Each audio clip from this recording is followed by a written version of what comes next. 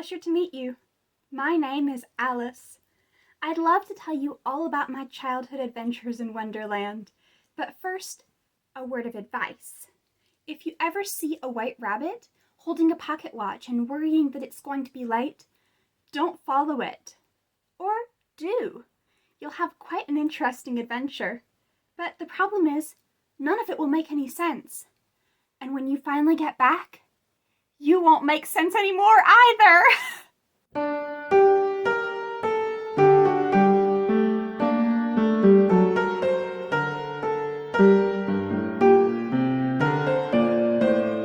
You see, I followed the rabbit down its rabbit hole, but the story doesn't end there.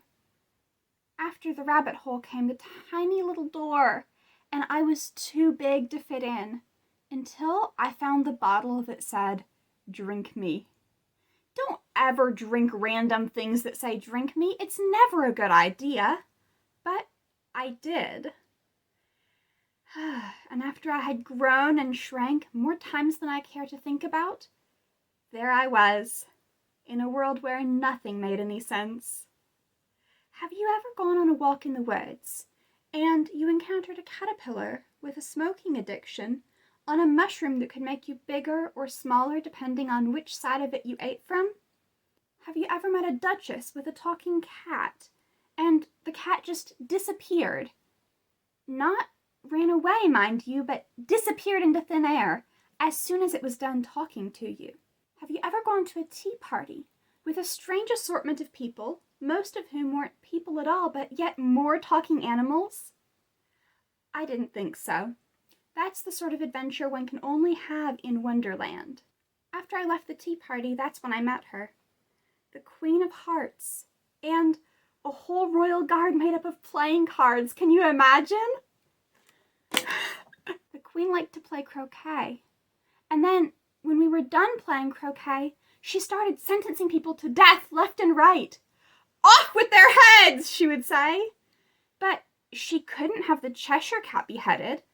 You see, you remember how he could disappear.